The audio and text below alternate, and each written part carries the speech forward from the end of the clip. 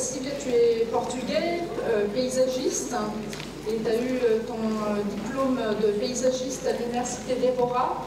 Et comme on a bien pu comprendre, c'était une université qui était à l'époque très en avance sur une mode disciplinaire, puisque ça, je pense que c'était sous forme de ce que nous on appellerait aujourd'hui des crédits ECTS, mais des UV.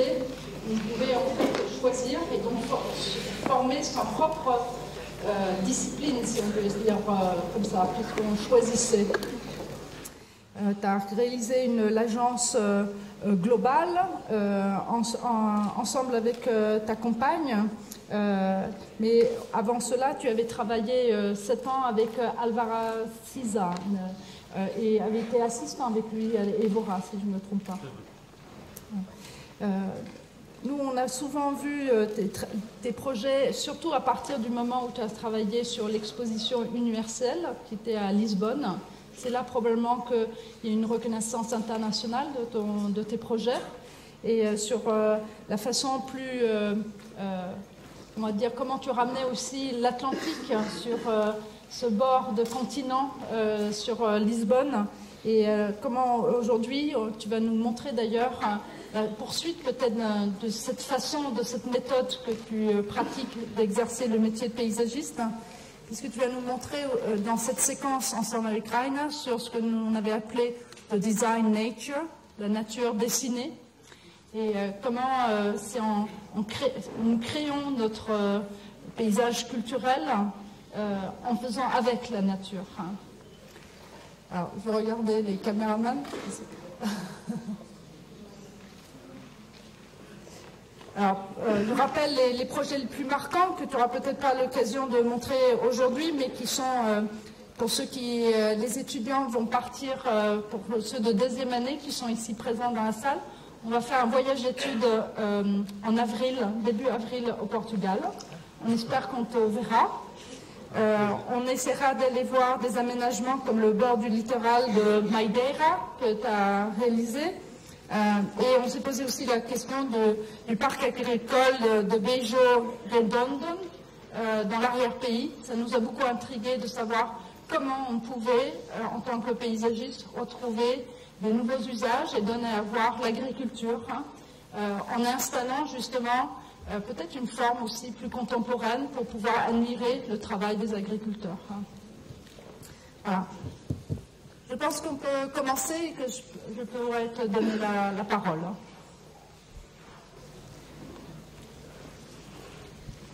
Merci.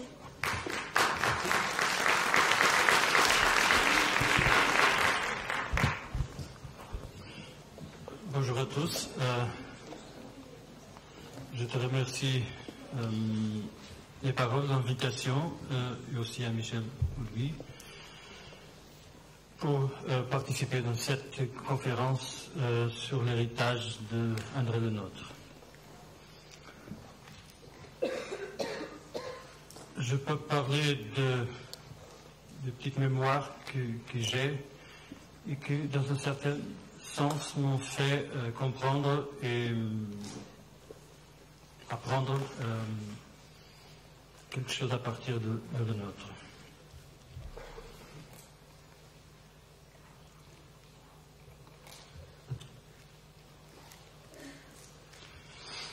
Il y a presque 30 ans, à la fin de mes études, j'ai fait un voyage avec les collègues pour visiter et découvrir les paysages culturels de la Loire. On a parti d'Evora dans un vieux Citroën de cheval. Quelques jours après, on était à Vaux-le-Vicomte. Et ce que j'y connaissais à partir d'images sur les grands travaux d'André Le Nôtre est devenu une révélation et une découverte. Peut-être parce que l'échelle moins monumentale par rapport à Versailles m'a permis de m'en apercevoir de la sagesse subtile de l'art de la manipulation de l'espace dans cette œuvre. La géométrie tridimensionnelle de la topographie au service de la création de l'illusion de ma perception. L'utilisation de la monumentalité de l'extension des surfaces par rapport à l'intimité des mesures de la verticalité des murs et des rampes. La désorientation provoquée par deux plans de l'eau et d'herbe légèrement inclinés entre eux qui suggérait l'impossibilité de l'inclination de l'eau. À la fin de la journée, en silence, je me suis rendu compte de cette expérience qui m'avait frappé pour toujours. Quelques semaines plus tard, je visitais les piscines de mer d'Álvaro Siza, à Matosinhos, au nord du Portugal. L'horizontalité de la route marginale, mimétique de l'horizon océanique immense, contrastait avec l'irrégularité plastique des rochers granitiques arrondis par la mer furieuse, remplis par petites extensions de sable blanc. Mais les piscines, où étaient parmi cette convulsion minérale? En premier, un mur gris de béton imprimé par le bois. Après, une rampe longue finissait contre un mur. Mon corps et ma vision étaient submergés dans cette construction faite de murs, rampes et plateaux. Compression bilatérale devenait après fortement horizontale par la présence d'une dalle de couverture. Le contour d'un angle m'a fait voir un immense corridor étroit, ouvert pour le ciel. À la fin, l'angle fermé m'a obligé à tourner 120 degrés à gauche et à découvrir l'immensité et complexité des plans d'eau retenus par murs, rochers, sable et finalement la mer. La création de l'espace de paysage à travers l'architecture comme art de l'espace s'avait révélé dans ces deux épisodes en séquence. L'allongement des formes jusqu'à la limite de la perception et de la perspective,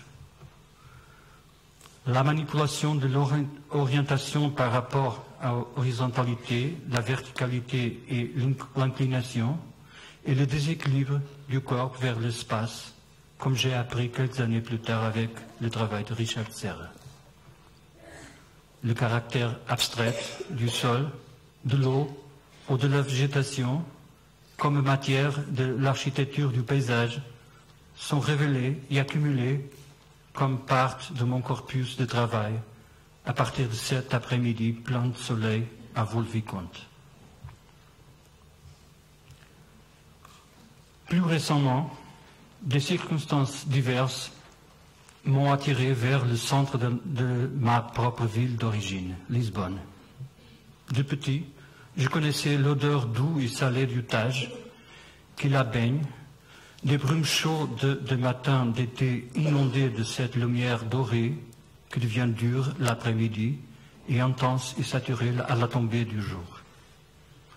Le son des grands naves qui passent, les cris des vendeuses de poissons, les pierres noires du basalte en contraste avec la chaussée blanche des filigranes complètent ma mémoire de ma vie dans cette ville, où les rues en pente finissent sur l'eau du Tage. La même eau qui baignait depuis plus de 500 années la place Royale, aujourd'hui la place du Commerce, et son espace jumeau du vieux arsenal de Ribeiro das Naus. L'arsenal qui s'est effacé des yeux et de la mémoire individuelle moins d'un siècle de nos jours.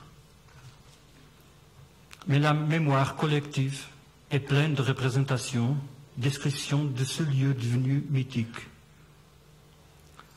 Sous les couches du sol de construction de nouvelles structures d'après le grand tremblement de 1755 et finalement de la destruction des années 50 pour la construction de l'avenue marginale, le lieu de l'arsenal de Ribeiro das Naus, où les navires qui ont initié la globalisation du XVe étaient construits, s'est oblitéré comme un palimpseste et a resté virtuellement dans les images et les paroles. La transformation récente des mentalités et l'émergence d'une vision politique qui revoit Lisbonne à partir de son lieu original comme le potentiel de sa renaissance, en donnant priorité à sa fronte fluviale. La transformation de ce morceau de paysage urbain fluvial a suivi une logique d'ensemble qui a reconnu la perte de significat architectonique, social et culturel de ces espaces, la congestion du trafic et de l'accessibilité piétonale, l'absence de contact avec le fleuve d'une façon qualifiée. Le palimpseste est devenu le palindrome comme processus de projet. Mais comment s'est formé cet espace central du paysage de Lisbonne? Et quel était le caractère et le significat de ces espaces? Je vous propose l'expérience de la Ribeira de Lisboa comme un phénomène architectonique du paysage de Lisbonne.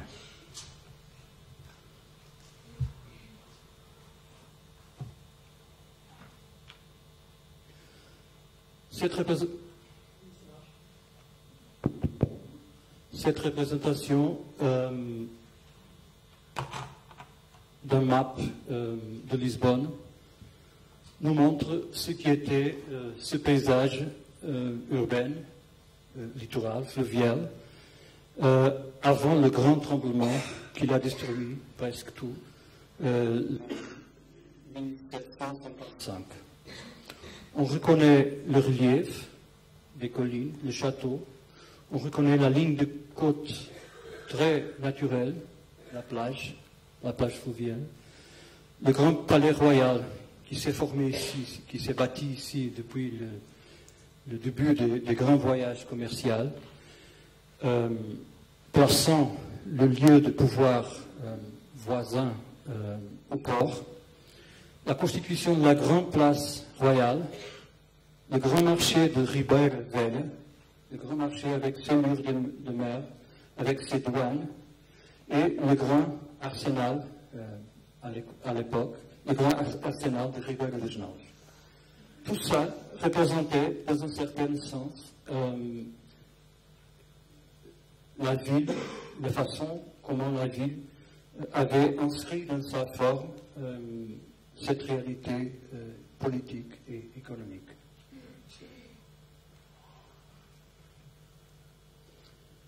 Ce map parle de ce palimpseste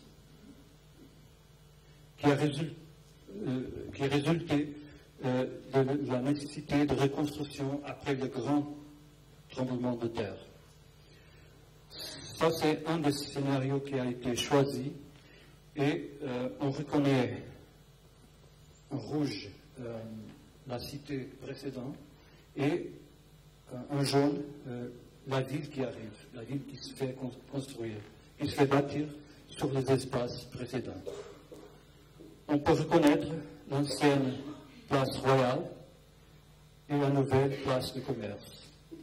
On peut reconnaître la vieille ville qui n'était pas détruite, le vieux port avec les plages et les douanes qui se sont installés sur les nouveaux bâtiments qui représentent le pouvoir, le nouveau pouvoir du commerce mondial.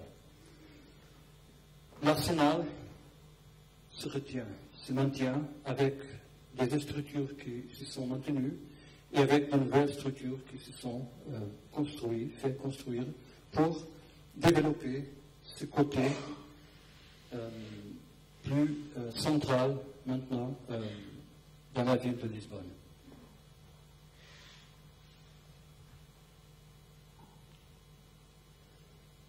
Ce dessin, de nos jours, montre la transformation qui est en train de se faire sur toute cette fronte de rivière et que, à son départ, sur la décision politique de développer la renaissance urbaine, la redécouverte du contact avec le fleuve, le recentrement des fonctions de la ville autour de sa place principale. Cette opération, qui est le résultat d'une vision politique, pas seulement de la mairie, mais surtout du gouvernement, a décidé d'investir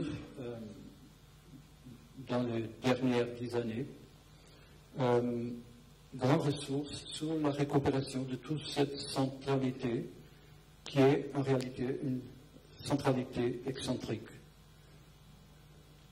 Le premier pas, c'était de faire un plan qui a fait développer une diversité, une quantité de projets qui sont été distribués sous concours. L'idée, c'était toujours la même, créer un grand espace public et développer une puissance économique au centre de la ville comme processus de développement de la réhabilitation du centre de Lisbonne. On a toujours le ministère autour de cette place où arrivent tous les jours des centaines de milliards de personnes par bateau qui la creuse, qui la traverse.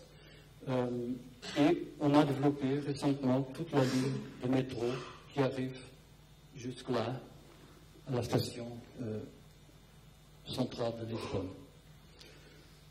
Il fait partie de cette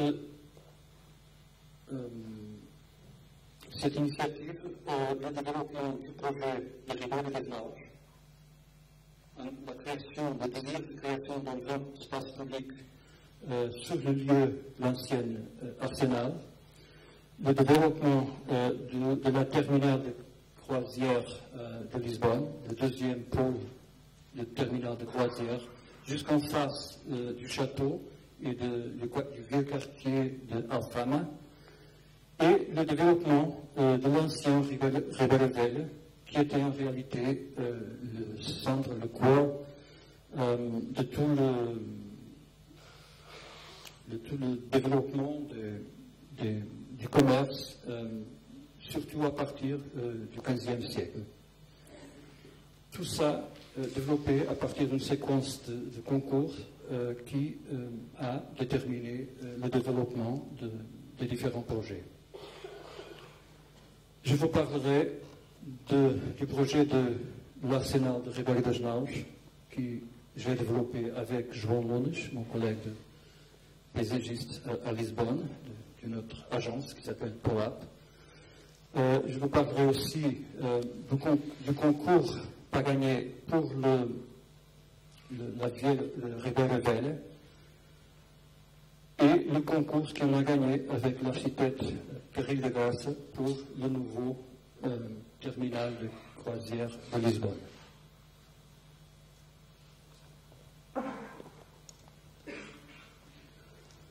Il y avait 2 ou 3 objectifs fondamentaux pour ce projet de l'arsenal de Ribeira das Naus. Le premier, c'était de créer un énorme espace public.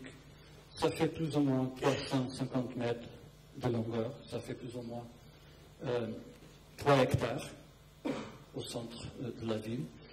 Et au passé, vous avez vu une photo qui démontrait la destruction de toute cette structure d'anciennes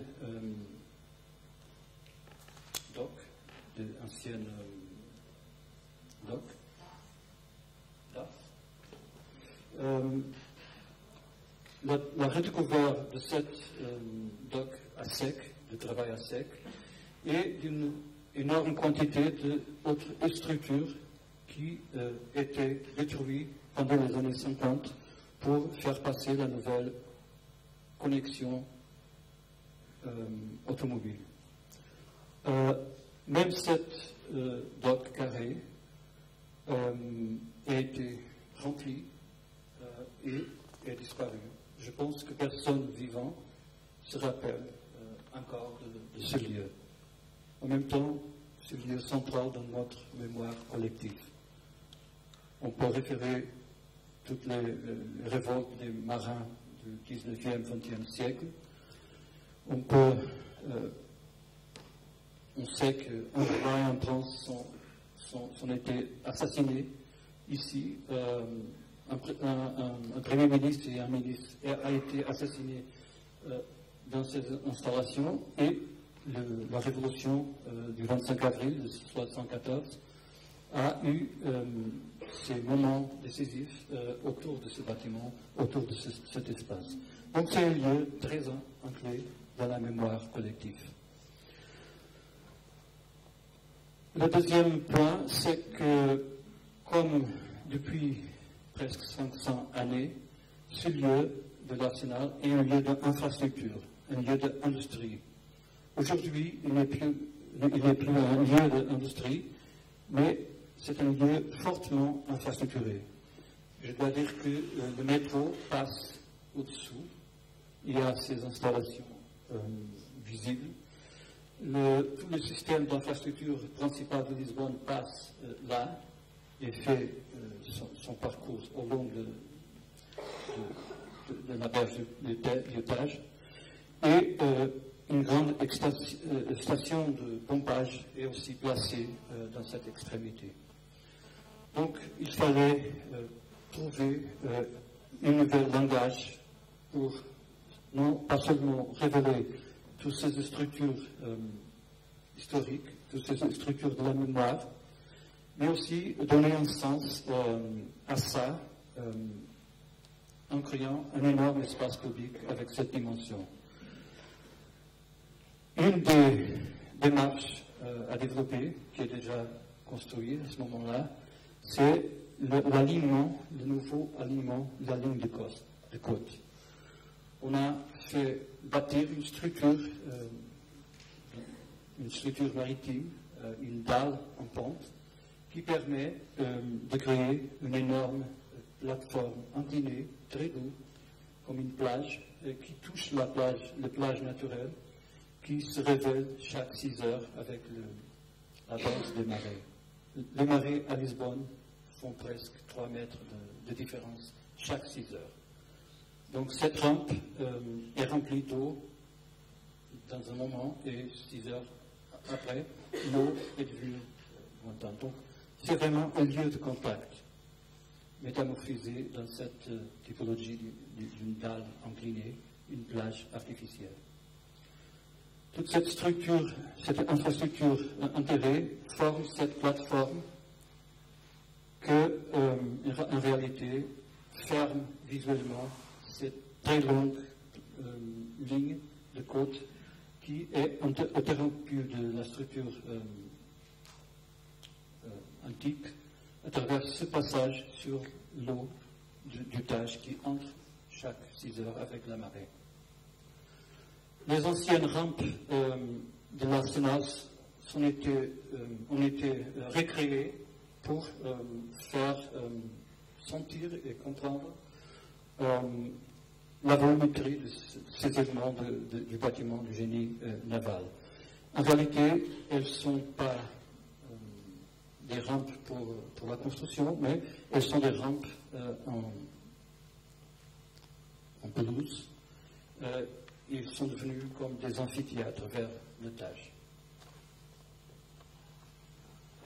Ça, c'est une image photographique des années 10 du XXe siècle, environ. On voit l'ancienne dock avec les murs, qui a été complètement remplie de sol pour permettre le passage de la nouvelle avenue.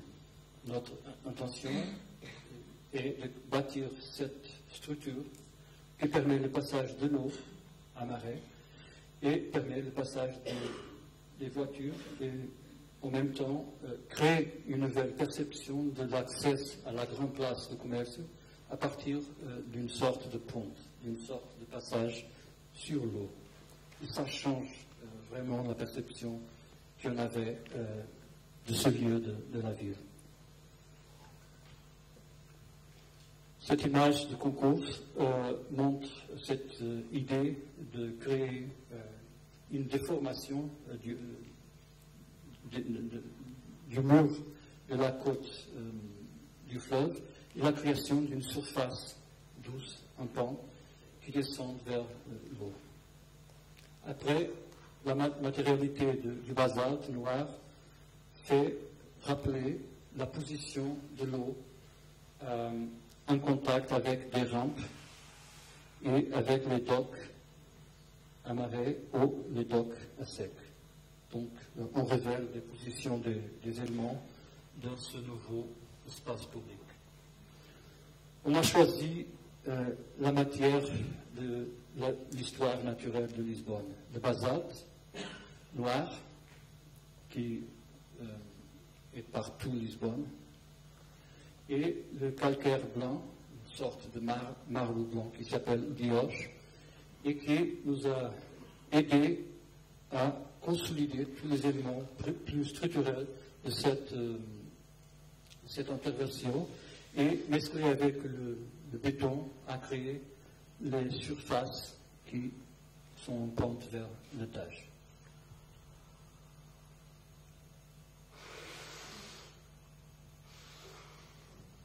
Le rapport qu'on a recréé a fait découvrir des dimensions nouvelles de la perception qu'on a sur la ville.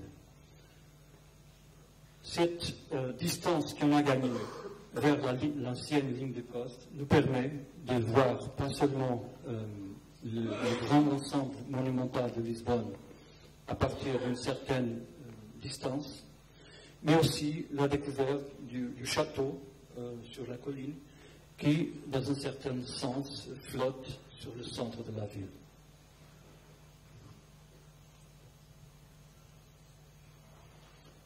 Déjà en utilisation, cette rampe, qui est un élément qui ressemble d'être là, car il est très pareil à l'ancienne rampe du quai des Colonnes, reçoit l'eau, reçoit toute l'énergie de l'eau, mais aussi, pendant l'été, devient une vraie plage urbaine. Ce qui était vraiment hors la tradition et la façon d'entendre la rivière à Lisboa. L'idée d'excaver complètement toutes ces vieilles structures très profondes où se faisait la réparation des naves et le bâtiment de ces murs qui font créer ces pans, ces rampes en herbe et la plantation des pins maritimes qui créent une zone très ombrée et qui rajoute à cette zone une énorme naturalité. Le deuxième espace, en continuité avec le premier, dans un certain sens, suivent cette vision de recréer d'une façon contemporaine la vraie dimension monumentale de la construction de ce morceau de paysage fluvial à Lisbonne. Les vieux murs, longues de centaines de mètres, qui sont aujourd'hui au sous-sol, qui sont remplis de sol, par la construction au XIXe de tout ce système de docks et de murs au long des 14 km de la côte de Lisbonne, a été l'objet d'un concours où on a essayé de rajouter à l'intervention précédente la possibilité de contempler, d'expérimenter, de développer avec une dimension monumentale, on peut dire, la présence déjà sans significat des murs de l'ancienne Ribadavia, avec ces douanes aujourd'hui abandonnées, aujourd'hui loin de l'eau, et en permettant la création d'une sorte de jardin dans un fossé plus bas qui permet de révéler toute la verticalité de ces murs. On appelait ça le parc de la plage et on a essayé de proposer la position de certains éléments qui étaient sur place et qui ont une résonance sur la discrétion, la littérature qui parle sur ce lieu si central à la mémoire de Lisbonne. Donc, on a proposé de renommer le lieu et de redécouvrir leur sens de lieu de commerce. En réalité, on a proposé de développer dans ce vieux bâtiment abandonné, ce magasin, et ceci aussi, de réinstaller un marché pour des épices et un marché pour le vin. C'était leur ancienne utilisation. On sait que toujours, aujourd'hui, à Lisbonne, le marché d'épices, le marché des épices existe toujours dans les caves du métro au centre de Lisbonne, dans des conditions absolument incroyables, mais existe comme une force, comme une présence des gens de l'Asie qui continuent à vendre à Lisbonne, dans leur marché, ces produits qui sont part de notre gastronomie, de notre culture alimentaire. Donc, le projet de concours reprenait cette dimension, cette échelle d'ensemble par rapport à ce qui était désiré par la mairie, c'était de faire un ensemble de fragments, de places, sans unité. Donc, on a décidé de proposer l'excavation archéologique de tous ces murs et créer ces jardins linéaires en laissant comprendre la structure et la formation de l'espace. Je pense que cette image du modèle montre la limite de l'ancienne ville très dense, l'ouverture des plages, qui ont été remplies par la construction du XIXe siècle, et la redécouverte de cet élément linéaire avec une échelle vraiment importante pour le lieu, qui fait distinguer trois moments. Un premier moment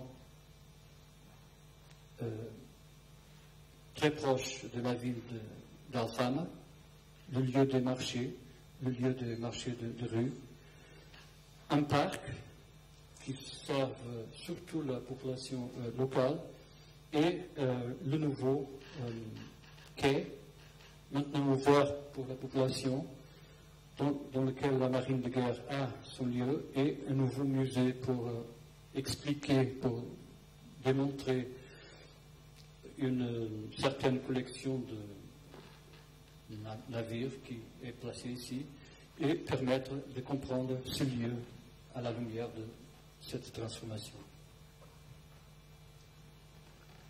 Voilà cette séquence de sections qui montre comment le paysage urbain s'est formé, la construction d'un premier mur et la plage, le mur et les douanes, la construction des docks du XIXe siècle et la perte du significat de cet élément, et après l'installation du métro, et maintenant l'avancement de notre proposition qui excavait de nouveau et permettrait de lire de nouveau ce qui était l'ancienne ligne de côte en continuité.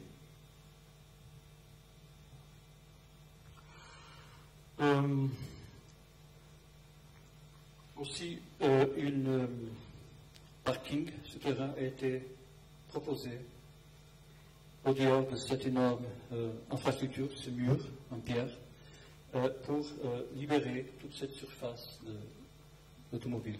Et ça, ce profil présente ce changement, cette métamorphose que le projet propose. Le troisième, en séquence, jusqu'à côté, c'est le lieu du nouveau terminal de croisière de Lisbonne. Toute cette partie, ce morceau de territoire,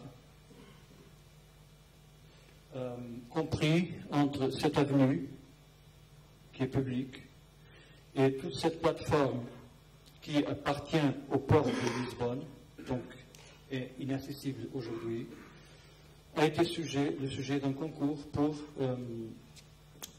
emplacer le nouveau pôle de terminal de croisière. Il existe déjà d'une façon temporaire, d'une façon informelle. Les grands naves arrivent déjà ici, mais ils n'ont pas un lieu d'accueillance. Et dès le moment qu'on a commencé à faire ce deuxième pôle, la quantité de visites, de croisières a augmenté significativement.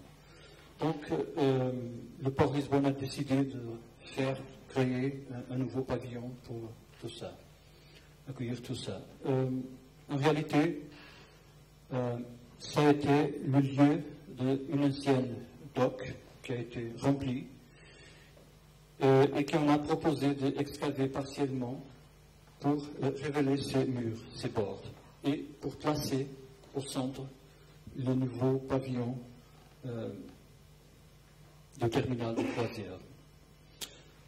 Une partie de cette dock excavée de nouveau est proposée comme un lac, un plan d'eau, en connexion hydraulique avec le Tage.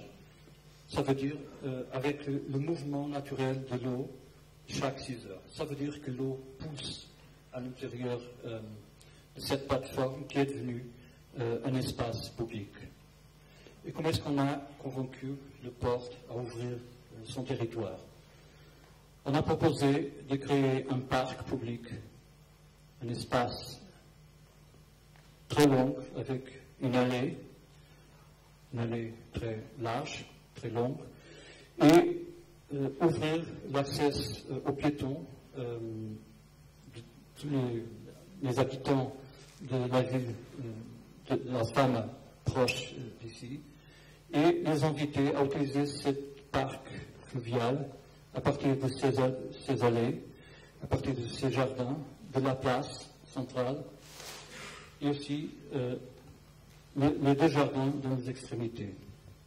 Et ça a permis de créer un parking temporaire pour les bus, pour les voitures, quand les grands naves arrivent le matin et partent au fin du jour, et créer un parking temporaire qui est utilisé 2 heures par jour et qui, après ça, libère tout l'espace pour créer un espace public.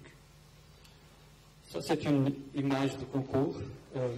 On comprend les limites denses d'Alfama, la vieille douane, le nouveau pavillon qui se propose comme une plateforme, comme un amphithéâtre vers l'amphithéâtre de la ville. Donc cette toiture est devenue un espace public aussi, comme les allées et les places dans les 2 côtés du pavillon.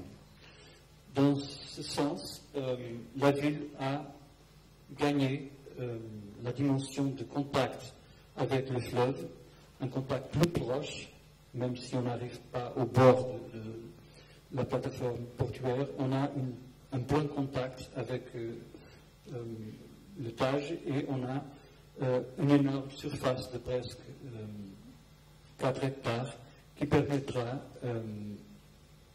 la constitution d'un espace public. Cette image, encore de concours, montre le système distributif, la typologie. C'est un axe avec 2 rangées d'arbres qui rattache, qui articule une séquence de jardins, places, docks inondés, le pavillon, un parking dénivelé et un jardin. Tout ça délimité par la fermeture métallique du port. Ici, c'est la zone de frontière. Et l'édifice est servi par cette plateforme surélevée qui permet, comme dans un aéroport, l'accès des piétons vers le pavillon et après sa sortie. Donc, ce qu'on a essayé, c'était d'augmenter l'intensité de contact entre les habitants et les visitants et le Tage comme un grand espace public. Cette planimétrie démontre aussi la proximité des monuments plus centrales. Ça, c'est le quartier d'Alfama, Ce sont les anciens murs médiévaux. La Judérie, le quartier des Juifs était ici, le quartier arabe était un peu par là, le quartier chrétien était là. Et tout ça représentait, dans un certain sens, la structure originelle de la formation sociale du paysage de Lisbonne. Et ça, c'est un peu l'image, l'idée qui démontre cette allée qui est utilisée temporairement comme un parking pour les bus.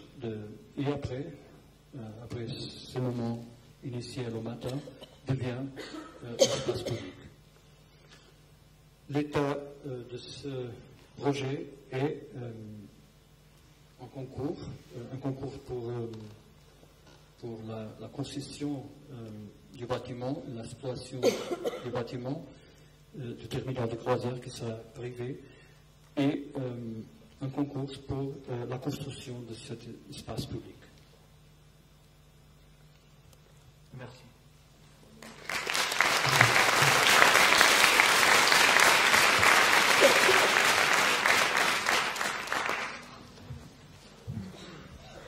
Merci beaucoup, Douan.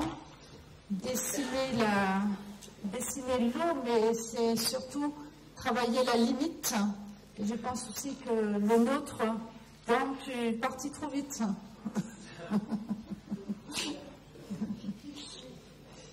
Travailler la limite entre la nature et comment tu as pu nous montrer comment l'eau change suivant les heures et qu'on aura une vue sur l'océan de façon différente et on est spectateur de ces mouvements, mais aussi comment tu as su tirer par ces quais qui descendent lentement sur l'eau.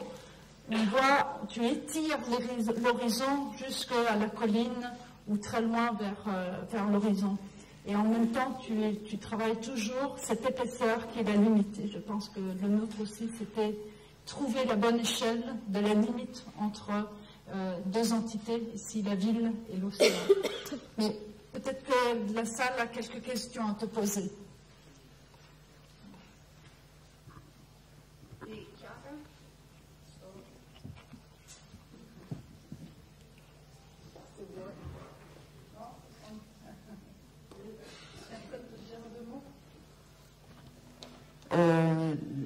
Moi, je trouve que la chose très intéressante, c'est vraiment voir comment vous avez conçu ces projets par rapport à l'histoire.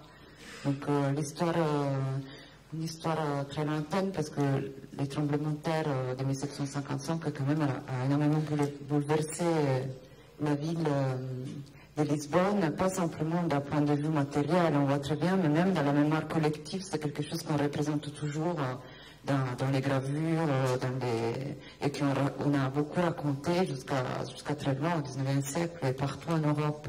Donc c'est beau le fait d'être parti de là, de cette ville qui a une deuxième naissance, au fond, du XVIIIe siècle, et de récupérer son rapport à la mer.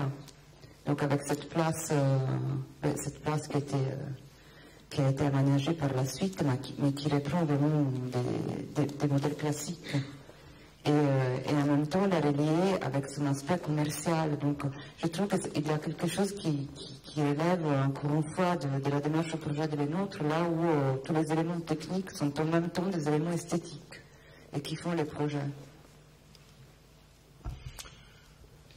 Je pense qu'on pourrait dire que la création du paysage est une création d'une infrastructure. Dans la ville, c'est beaucoup le sens du paysage, c'est l'infrastructure de la ville. Et ce qu'on a observé, c'est que cette transformation, cette métamorphose en continuité depuis presque 1000 ans, a fait effacer des couches d'histoire, des couches de l'espace. Mais quand on est là, on sait, parce qu'on connaît, que cet effacement est virtuel. Car les choses existent pas seulement sur les maps, sur les photos, sur les représentations, mais elles existent physiquement sous nos pieds. Donc la problématique qui m'intéresse, c'est de comprendre ce thème de l'épaisseur du temps, ça veut dire l'épaisseur du sol, qui représente l'épaisseur du temps. Et ce qu'on a essayé de travailler, pas seulement ici, aussi dans notre projet, c'est de comprendre comment on peut reconstruire le rapport, le lien entre le temps présent, le niveau présent, et les divers temps qui sont présents dans le même lieu. Donc cette ambiguïté entre un lieu et des divers temps du même lieu, c'est quelque chose qui m'intéresse comme recherche. Après, il y a quelque chose qui s'est perdu et quelque chose qui s'est gagné avec toute cette transformation au long des siècles. Par exemple, au 19e, 20e siècle, toute la ligne de côte de Lisbonne qu'on connaît aujourd'hui, qui a plus ou moins 14 km, a été bâtie comme un port moderne de l'époque, avec des murs en pierre blanche, avec des docks, des pontons, tout ça en pierre blanche, comme une énorme architecture, comme un basement de la ville. Et cette unité a été achevée à la fin de cette construction, a fait fragmenter les grandes unités qui étaient à l'intérieur, qui a été mise à l'intérieur. Donc, dans ces trois interventions, une bâtie, une autre presque en construction et une autre jamais bâtie, ce qu'on a essayé de faire, c'est de retrouver cette problématique de la dimension et de l'échelle qui le centre de la ville, le paysage du centre de la ville avait dans son contact avec l'étage. Donc l'excavation de tous ces murs, de tous ces docks, a comme objectif de révéler dans le temps présent toute cette complexité du lieu.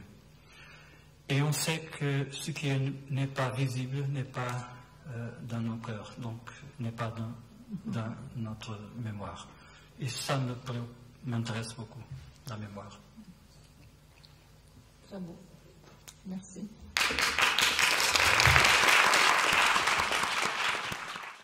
Après l'eau du Tage et de Lisbonne, on va voir avec Rainer Stange un autre type d'eau et d'autres types de mémoire et sur la nature dessinée, mais dans un tout autre climat. On remonte en Norvège. Rainer est paysagiste, issu de l'école de paysage de Aarhus, Life Science UMB aujourd'hui. Et comme j'avais dit ce matin, pour ceux qui étaient déjà présents, il a également été à l'école du paysage de Versailles, puisqu'il avait pendant 2 ans suivi le cursus CESP, le certificat en architecture du paysage, était aussi passé par l'agence de Claire et Michel Corajoux pour un concours sur Place des Fêtes. Avant de travailler pendant 12 ans chez l'agence d'architectes Snøhetta et créer sa propre agence Droninga Landscape, est connu pour ses différents projets, aussi bien sur l'arrière-pays qu'en centre-ville. On sait qu'aujourd'hui, la Norvège, c'est un des pays où il y a le plus d'argent pour créer des espaces, mais ce n'est pas seulement une question d'argent, notre métier, bien loin de là. À toi. Et merci. Ah oui. Merci pour l'invitation. C'est un grand plaisir de venir ici dans un vrai palais parisien. Surtout quand je viens de la campagne en Norvège. Je vais présenter une géographie dessinée, 4 rues norvégiennes.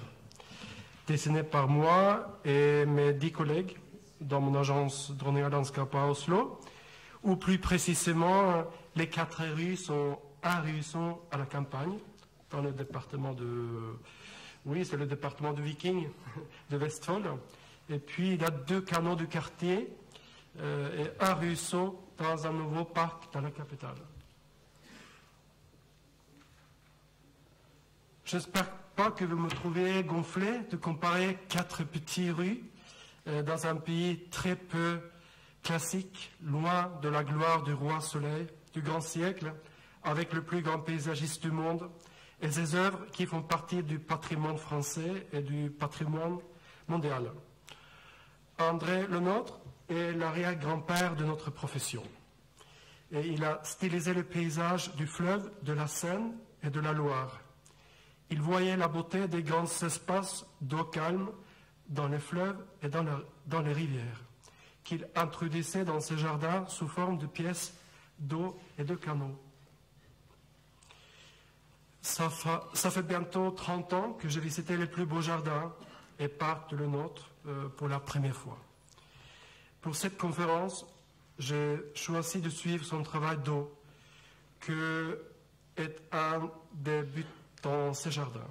Dans un temps où il n'y avait pas d'électricité, le reflet du ciel et du soleil représente une dimension importante de ses œuvres, ici illustrée par une photo prise pendant la sérénade royale jouant la musique de Louis XIII, de Marais, de Lully, de Campra et de Vivaldi, de la galerie de glace où nous voyons le coucher du soleil qui se reflète dans le Grand Canal à 21h de la manière la plus spectaculaire à Versailles le 30 juillet 2011.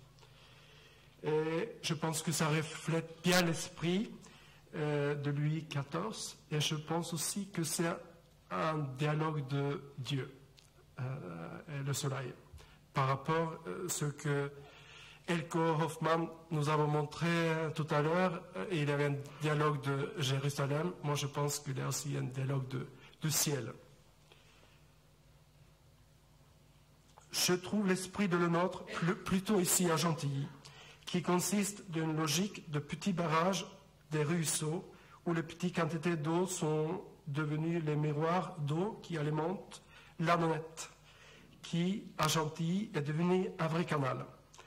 Un travail d'eau duquel je m'inspire pour mes et pour nos projets du XXIe siècle.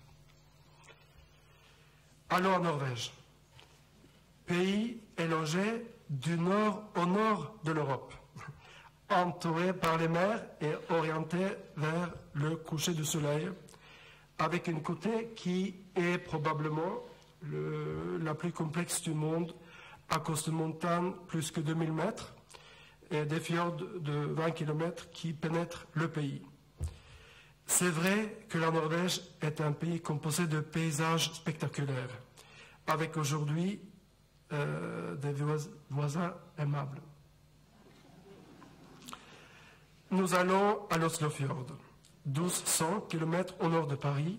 L'ancien nom du fjord était Viken, qui a donné les noms aux Vikings, et qui est d'ailleurs un prénom masculin. D'abord, nous allons visiter la campagne à côté de Tønsberg, ma ville natale, et l'ancienne capitale norvégienne, et le département du patrimoine de Vikings. La Norvège est, comme beaucoup d'autres pays du monde, un pays de ruisseaux, mais comme il y a un paysage extrêmement varié, avec une distance relativement courte entre la montagne, la forêt et le fjord, et comme le climat est frais, et il y a 2000 glaciers dans les montagnes, Michel Courajou disait que le paysage norvégien a toujours une fraîcheur en soi. Il n'est jamais kitsch à cause de plus que 82 000 ruisseaux et rivières, et où il coule toujours l'eau, même en été. Probablement, le minuscule ruisseau de Svinningsbekken, n'a pas été compté parmi les 82 000 ruisseaux, mais il fait partie d'une plus grande logique de l'eau qui coule des collines et forme un réseau d'eau dans les champs agricoles où la terre a été cultivée depuis 5000 ans. Le ruisseau de Svinningen est un petit cours d'eau qui a été mis en tuyau il y a 50-60 ans. Il a ainsi perdu son nom dans toutes les propriétés, à part dans la propriété de ma famille.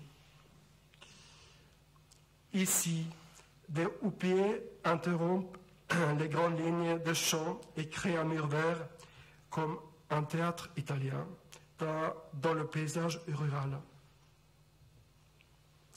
La pollution agricole dans l'ancien fossé n'était plus acceptable. Et des petites digues fabriquées en bois de peuplier tremblent de ma forêt créent des miroirs d'eau à la place de l'ancien fossé. Le ruisseau a été endigué à l'aide de 7 seuils qui rattrapent une différence de niveau de 3 mètres en hauteur sur 260 mètres en longueur. Les étangs ont une fonction de purification pour des rejets agricoles. Plusieurs espèces d'animaux rares ont été observées dans l'eau, qui, sans poissons, est devenu un paradis pour les amphibies. Les petits tritons, des têtards qui se métamorphosent en grenouilles, et le prédateur est arrivé, le couleuvre. J'ai commencé la plantation il y a 29 ans, mais avec mon partenaire Père Olave, qui est venu plus tard, et moi, avons consacré une semaine de plantation pendant une décennie pour créer un vrai parc à la campagne. Les bords du ruisseau ont été plantés d'une composition d'arbres et d'arbustes des espèces locaux qui proviennent des cours d'eau des environs. Une freinée, des arbres amugués, une ormée. L'érable de Norvège ou l'érable plane est considéré par les paysans comme le plus bel arbre à cause de ses couleurs. Tous ces beaux arbres locaux transforment cet ancien pâturage en un parc fertile ouvert à tout le monde. Le fossé pollué a été transformé en un miroir d'eau propre au centre d'un nouveau parc dans le paysage rural. C'est la redécouverte d'un cours d'eau et une restauration d'un écosystème qui marche aussi en hiver comme une machine perpétuelle. À l'eau, encore 100 km au nord, au fond du fjord à Oslo. Capitale située comme un amphithéâtre exposé plein sud, avec un microclimat favorable et une géologie riche et calcaire. Donc il y aura 2 projets de canaux de quartier. Le premier se trouve dans la nouvelle cité universitaire de Bjølsen. 1100 studios pour 1200 étudiants. Et à l'époque, je travaillais chez Snøhetta. Chaque ruisseau commence par quelques gouttes d'eau. Et en ramassant des gouttes, nous aurions un petit canal de quartier entièrement créé par l'eau pluviale. Caroline Molly, dans son livre important et merveilleux, des arbres de la ville, l'urbanisme végétal, qu'on doit tout lire, et décrit ce projet ainsi. Ce canal d'une 50aine de mètres de long est l'image emblématique de ce quartier récent qui accueille plus de 1000 logements pour étudiants. Planté des risques de printemps d'eau, des nénuphars et autres végétaux aquatiques, il recueille les eaux de pluie des toitures et des sols de ce campus. Canal numéro 2 ou numéro 3. Sur le site d'un incendie dans le centre-ville d'Oslo, un nouvel immeuble d'appartements de 6 étages a été construit. Des bordures d'acier encadrent un ensemble de couvre-sol luxuriants. Sous des grands magnolias, des grands sujets de plantes grimpantes procurent à cet espace une identité verdoyante remarquable. Les bancs sont placés de telle manière qu'ils donnent à cette petite cour une allure de parc. Sur la limite du site, à droite, 2 frênes caractéristiques qui marquent l'identité du lieu ont été préservés. Ces grands arbres ont la place d'honneur dans le projet. L'eau des toits est récupérée en surface dans des caniveaux en acier, passant ensuite par un bassin de plantes aquatiques. L'eau finit par une chute d'eau dans le canal près de la limite de la propriété. Ce canal étroit ne mesure qu'entre 1 et 2 mètres de large et 36 mètres de longue. Il fonctionne comme un élément écologique pour les poissons dorés en milieu urbain placé par mes collègues Thomas et Andreas. Le canal est un fossé moderne. Il est l'icône de ce projet. C'est le premier bassin d'évacuation des eaux pluviales du centre historique. Et la bordure est plantée de douces amères, des graines ramassées des plantes de la rue, semées dans l'agence et plantées par nous le long du canal. Le projet a gagné le prix du jardin de la ville d'Oslo 2012.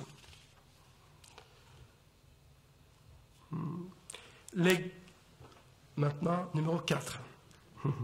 Les grandes forêts entourent la capitale et couvrent les collines, qui à la fois servent comme parc départemental, parc de ski, parc de l'hiver, et comme source d'eau potable. Il y a une vingtaine de rues et de rivières qui ont leur source dans ces forêts et qui coulent en traversant la ville pour finir dans le fjord. Aujourd'hui, la rivière Akerselva est un parc de 10 km de la forêt qui traverse toute la ville au fjord. Le réseau de chemins de randonnée qui les suivent est mondialement connu. Le fjord et la forêt sont ainsi connectés par des sentiers longeant des ruisseaux et des rivières. C'est une ville en croissance rapide qui va doubler sa population d'1 million à 2 millions ce siècle. L'urbanisation devra suivre cette logique de ruisseau paysagère. Le ruisseau Ovinen, 4e cours d'eau d'Oslo, sera aussi le 4e et dernier projet aujourd'hui. Jusqu'aujourd'hui, souterrain, le ruisseau d'Ovinen a revu le jour dans le parc Bjerkedalen, proche de la limite forestière. Les berges boisées rétablissent la logique bleu-verte manquante tout le long du site.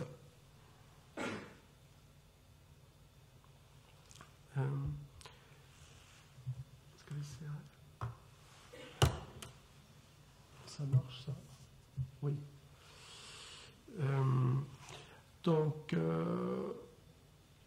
Vous voyez ici le ruisseau d'Ovinen et l'épine dorsale du parc. Le concept végétal reflète l'écologie du lieu. La flore des cours d'eau locaux est composée d'arbres de la rivière, comme des saules et des aulnes, et sur les talus, dans la prolongation des immeubles des années 60, les feuillus nobles originaires du sud-est du pays sont plantés. Des bouquets d'érables de Norvège encore, de cerisiers et de chênaies. Au milieu se trouve un aire de jeu et le pavillon terrassé d'une longueur de 40 mètres, comprenant un restaurant en plein air, des toilettes et autres facilités après l'ouverture de la pavillon l'année prochaine. Avant l'ouverture du ruisseau, le cours d'eau se trouvait 100 mètres au-dessous du sol. Et regarde maintenant. Attends, je vais faire encore une fois, ok? Avant, après. Le parc a été modelé comme un énorme bac à sable de 16 000 mètres cubes. Nous avons ouvert l'eau d'Ovinen le 8 janvier 2013, après 50 ans de disparition. 2 jours après les jardiniers ont trouvé les premiers poissons. La réflexion des immeubles dans le miroir d'eau et des plantations des iris, des sols et des aulnes, montre le début pour la nouvelle vie de ruisseau d'Aubin. Il y a 4 passerelles qui le traversent et qui servent comme lieu de repos et comme belvédère. La différence au niveau de 15 mètres rend possible la création de cascades originales qui sont devenues l'attraction du parc. Ils ne sont pas plus hauts que 35 cm pour que les petites truites puissent sauter et remonter le cours d'eau. La pièce d'eau est un étang naturel de 3 mètres de profondeur au milieu, fait pour se baigner et est à la fois un miroir d'eau et une nouvelle plage. Les promenades et sentiers du parc sont réalisés de façon universelle de 100% ou 1 mètre sur 20 mètres pour le bonheur de piétons de l'espace public. Les bordures, les escaliers, les caniveaux et les murs sont en granit rose local, un peu comme le même teint comme les Norvégiens, et le stabilisé à la même teint que la brique des bâtiments. Les hommes sont attirés par l'eau, qui est la source de vie. L'avant-dernière image montre le reflet du ciel dans les miroirs d'eau. La pièce d'eau, que j'imagine André le Nôtre aurait été appréciée 4 siècles après sa naissance. L'ouverture du parc était un grand spectacle. Une chanson de parc et de rue a été composée par Karsten Sølve Nielsen. Merci. Il a presque 90 ans. Et je pense, comme c'est presque Noël, et c'est un pays d'enfants, la Norvège, je me sens un peu infantile, mais bon. On va jouer le premier vers. Donc, je pense qu'il n'y a que peut-être 4 personnes dans la salle qui vont le comprendre. C'est Karin Helms, Jeppe Ågård Andersen et Laura. Mais on va... Et puis, il y a une scénographie avec. Bon, on va essayer alors.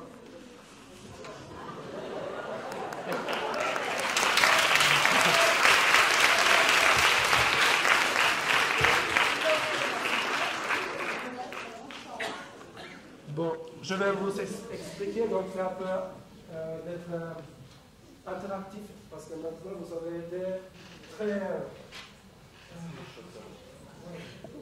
vous avez été restés toute la journée. Donc le vers arrive, il faut faire comme moi.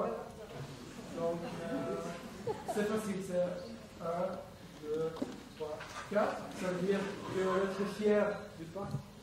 Et après...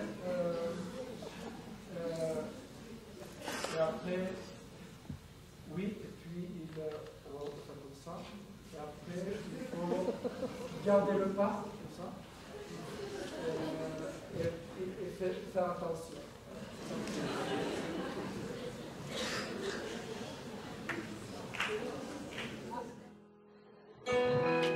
Ok.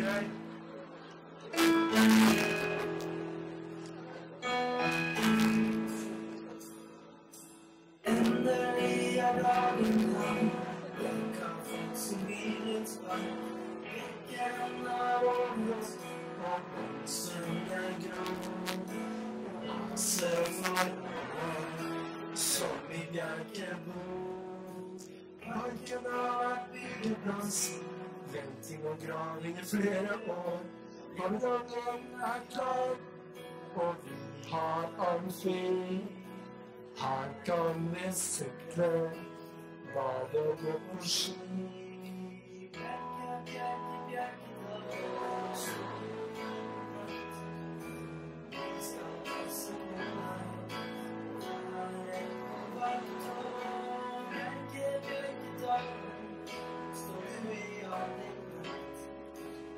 So possible life.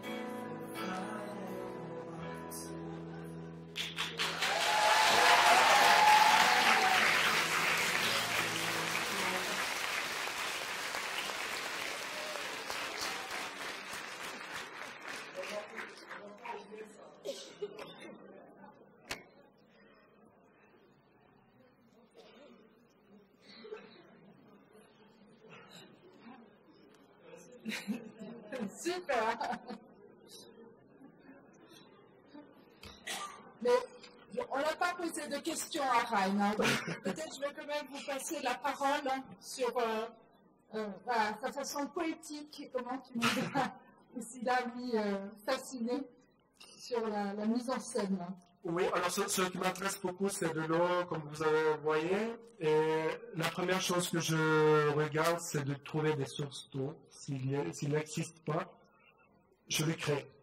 Parce que j'aime bien cette logique de paysage, que je trouve le projet d'André Lenôtre extrêmement logique.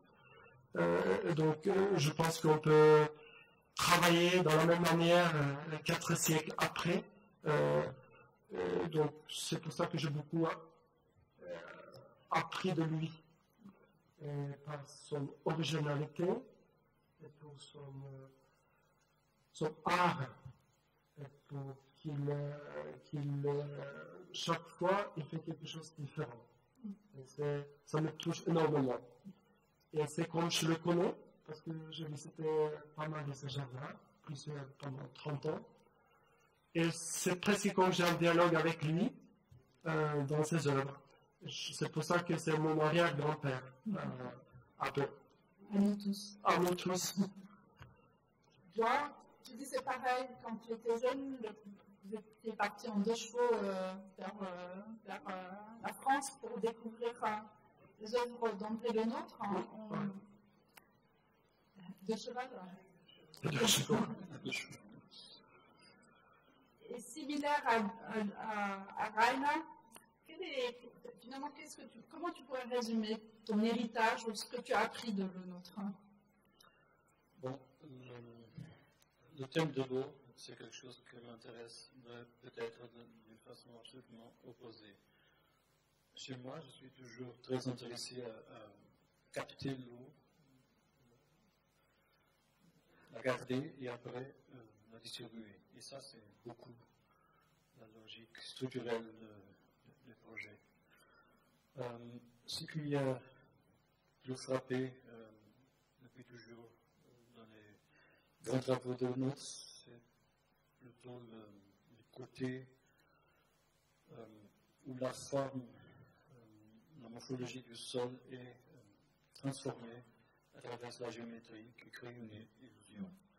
Et ce genre de grande construction à partir de cette tectonique du sol, ça m'a toujours frappé d'une façon très forte. Donc, ça sera peut-être le côté qui m'a touché et que j'essaie tous les fois de comprendre comment ça pourrait être fait.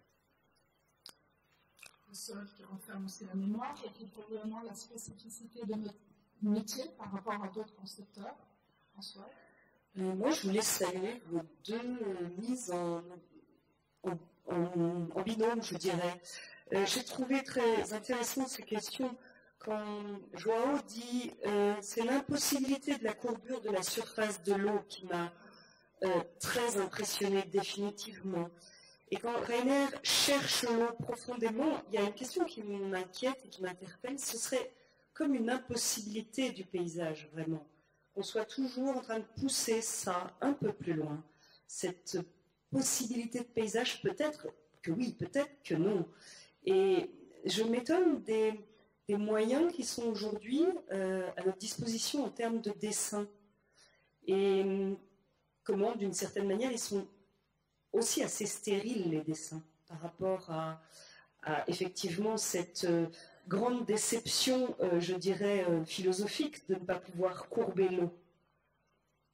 Quand on regarde les dessins, qui sont des dessins produits pour les concours, et qu'on écoute toute cette poésie à laquelle nous autres paysagistes, on a été longtemps éduqués, on se demande comment on peut justifier notre travail avec de l'en plus que ces dessins, ou que des chansons assez intéressantes parce qu'elles font intervenir le groupe et le collectif autour d'une éducation, mais qu'est-ce qui pourrait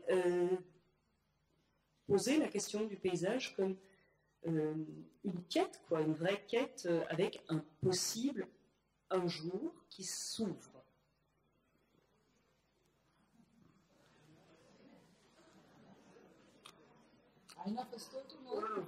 Françoise, je n'ose presque pas de répondre. Parce que, est-ce que tu pourrais demander quelque chose de plus simple? S'il te plaît.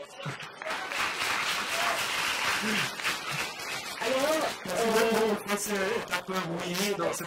intéressant que vous arriviez à faire en Norvège sans les dessins et éventuellement avec de la chanson collective un peu dirigée quand même. Tout ça, c'est des gestes ensemble que les enfants ont appris dans des couleurs ensemble. Et j'aime bien la transgression que tu utilises. Comment toi, ta transgression? Oui, mais la chanson venait après que le parc, c'est pas moi qui l'a fait, mais... Mais non, mais toi, tu as fait le chemin de ta maison jusqu'à Oslo, à pied, en suivant l'eau, c'est pas mal. Oui, presque. Pas mal. C'était dessiné, hein. It's quite nice to enter a discussion if you cannot speak a word French. So I just throw my own in there. But just an observation, which is maybe... because we talk about the Notre and then I see your work and you think, what's the correlation between the Notre and Reiner? But I think, but what is interesting for me with the Notre was all his grand ideas and all those axes and all this geometry. He was a bloody gardener. He was planting trees. He was a really craftsman in planting the trees, digging the holes and orchestrating to make the work. And that I like about your presentation. You planted the trees in your own garden and you showed through the kind of the transformation as in fact, and that's as a compliment, not as a talking it down, as a gardener in a positive way. So that's otherwise I couldn't follow any of the discussions here. C'est vrai, je me sens comme un jardinier, c'est vrai aussi. Je me sens comme un jardinier dans le parc, mais aussi dans les villes, parce que parmi tous les ingénieurs, tous les économes, etc., with all the engineers and economic people, I feel like a gardener. Mais c'est vrai que je suis paysagiste, je sais, je travaille en AutoCAD et tout ça. Mais ce sont les plantations, j'aime bien les parcs, j'aime bien de faire des projets fertiles. C'est ce qui m'intéresse. J'aime bien que ça pousse, d'introduire quelque chose de vivant dans mes projets. J'adore des animaux, par exemple. C'est très touchant que les animaux habitent dans mes projets. Ouais, c'est un but pour moi.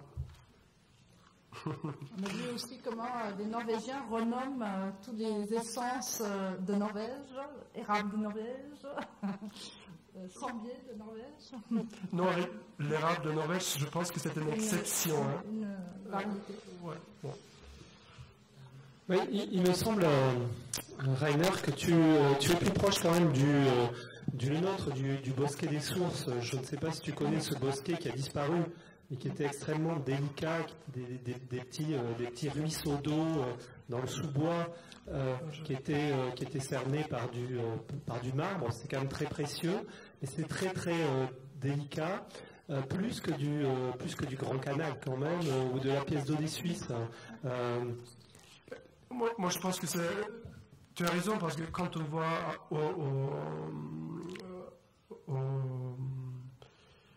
c'est pas un projet de Le Nôtre, mais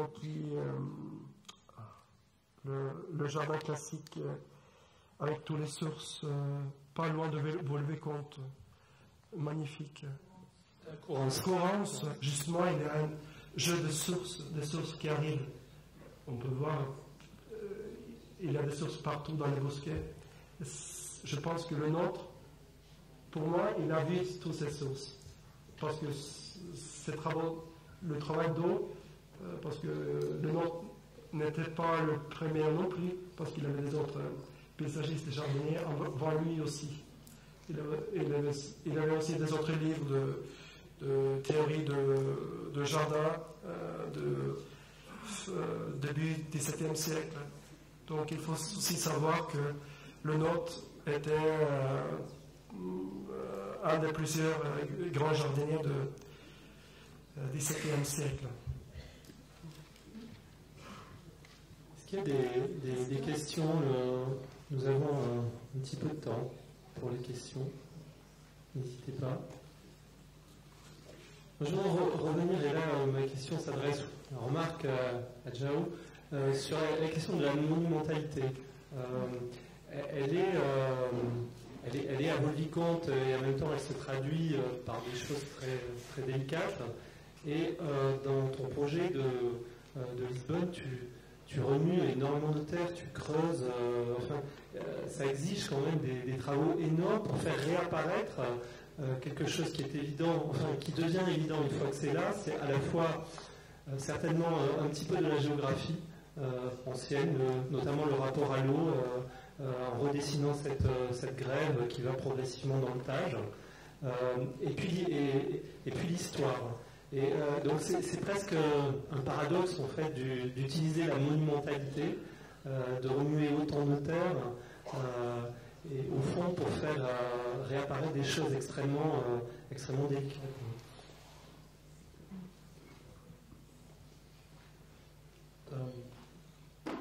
Je n'ai pas raconté, mais ce morceau de côte de presque 450 mètres, c'était le seul morceau de côte de Lisbonne jusqu'au centre qui n'était pas transformé par la construction du port.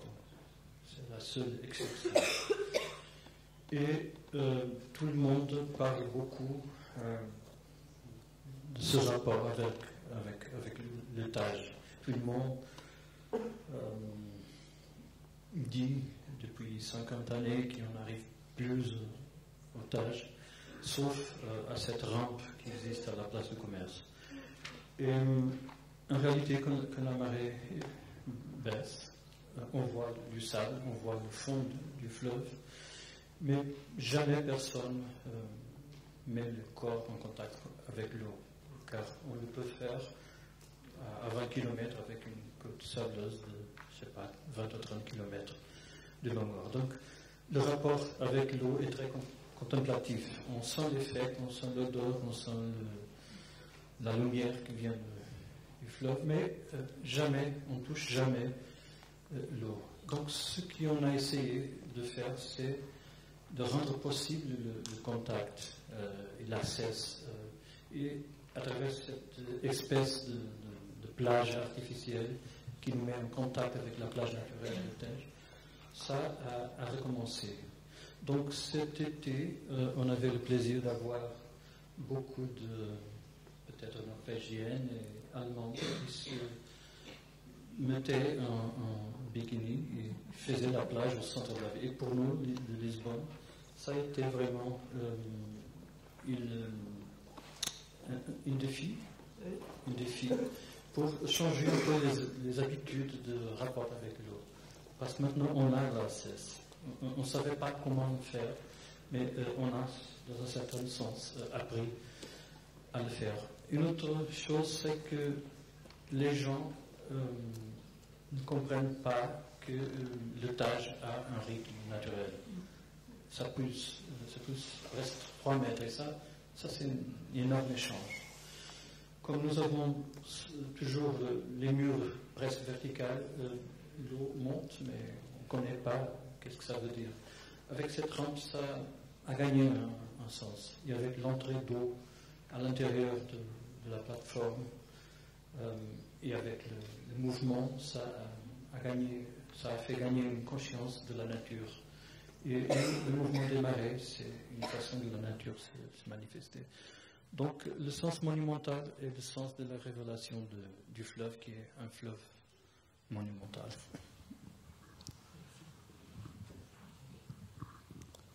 D'autres questions? D'autres questions?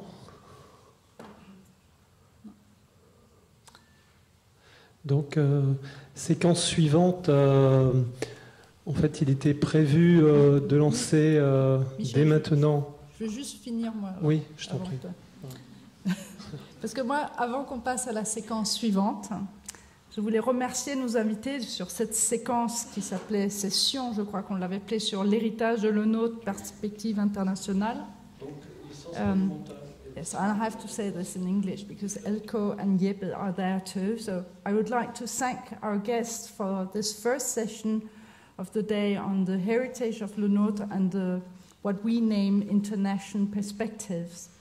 I particularly would like to underline how proud we have been to see you designers, your contribution to create new spaces, reveal our territories and dialogue through the memory to what we call the soil, le socle, as many of you have underlined. Maybe specificity of our profession in confront of other profession linked to design.